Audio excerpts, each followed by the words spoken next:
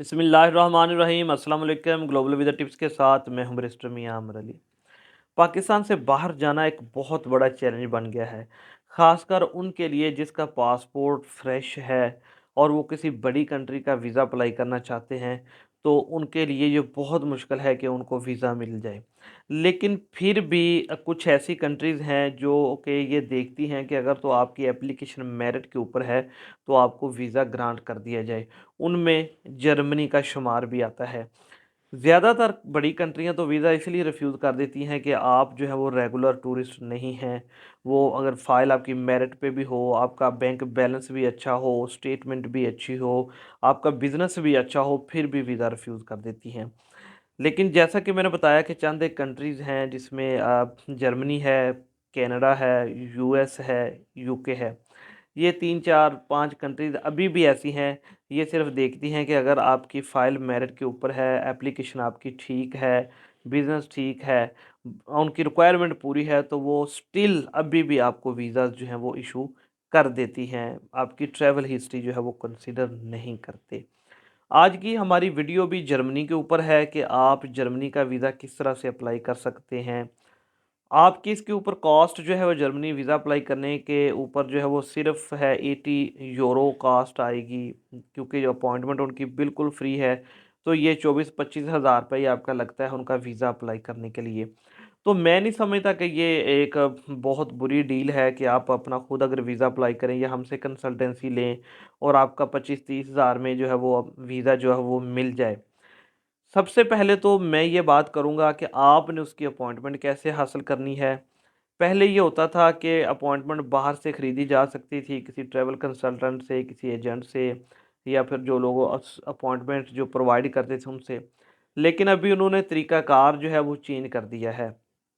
आपने directly German embassy की website जो इस्लामाबाद की है उसके ऊपर जाना है। वहाँ पर उन्होंने एक फॉर्म दिया हुआ है, आप वो फिल करेंगे, आपको एक रेफरेंस नंबर मिल जाएगा और आपका नाम जो है वो वेटिंग लिस्ट में डाल दिया जाएगा।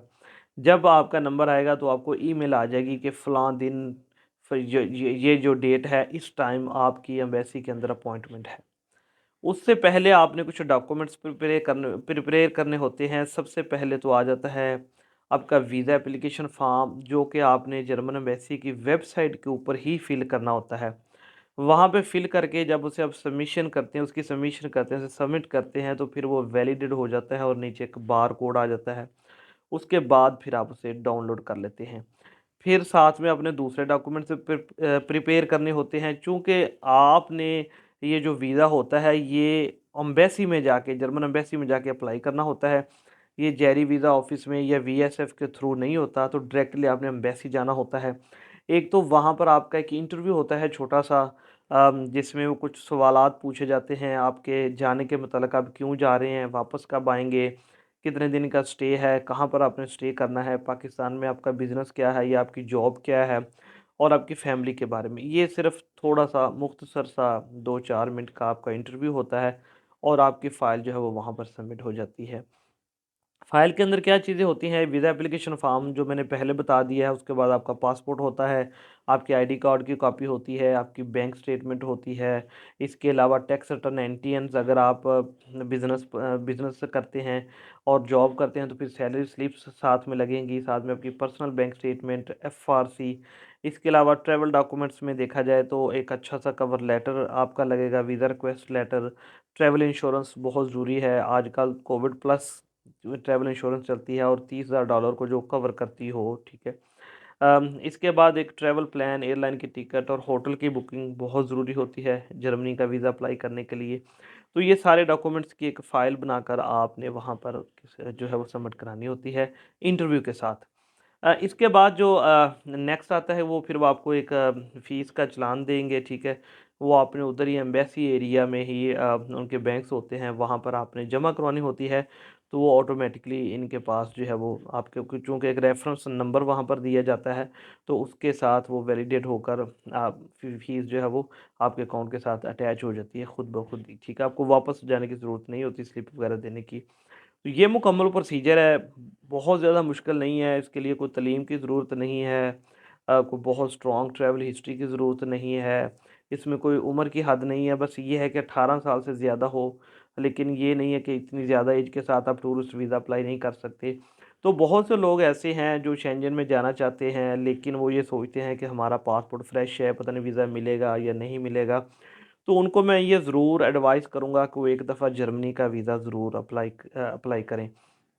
क्योंकि जर्मनी हमने अपनी प्रैक्टिस में यही देखा है कि वो टेक्निकल बुनियादों के ऊपर जो है वो आपकी फ़ाइल को देखते हुए, एप्लीकेशन को देखते हुए, आपके मेरिट को देखते हुए वीज़ा इशू करता है। अगर स्टिल वो से आपकी कुछ उसमें कमी रह जाए, आपकी बैंक स्टेटमेंट पूरी ना हो, ठीक है, तो फिर जाकर वो वीज़े का रिफ्यूज़ल देते हैं, या वो ये कह सकते हैं कि आपका जो इंटरेस्ट है वो सिर्फ टूरिज़्म के ही हद तक नहीं है, आप वहाँ पर रह जाएंगे परमानेंटली तौर पर। अगर ये वीज़ा ऑफिसर को लगे आपकी फ़ाइल से, तो तब फिर जाके वो आपका वीज़ा जो है वो रिफ्यूज़ कर सकते हैं।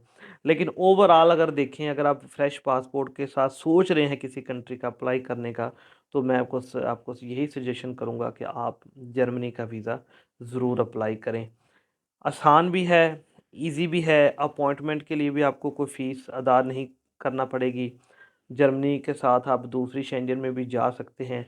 आपका पासपोर्ट की ट्रैवल हिस्ट्री भी स्ट्रॉन्ग हो जाएगी। अगर आप वहाँ पर जॉब के मौके देखना चाहते हैं, तो वो भी देख सकते हैं।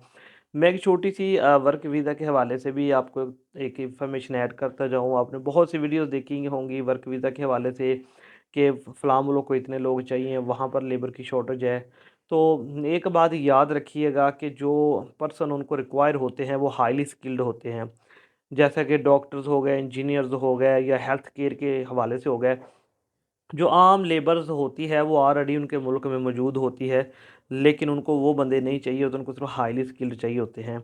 तो जब आप ऑनलाइन जॉब अप्लाई करें, तो कोशिश करें कि अपने एक्सपीरियंस लेटर वगैरह ज़रूर साथ लगाएं।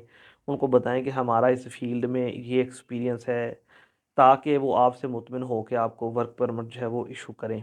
तो बहरहाल ये वीडियो थी जर्मनी के टूरिस्ट वीज़ा के हवाले से, जो मैंने मुकम्मल इन्फॉर्मेशन दी 2024 में आप किस तरह से वीज़ा अप्लाई कर सकते हैं। उम्मीद करता हूँ कि इंशाल्लाह ताला आपको वीडियो जो ज़रूर पसंद आई होगी।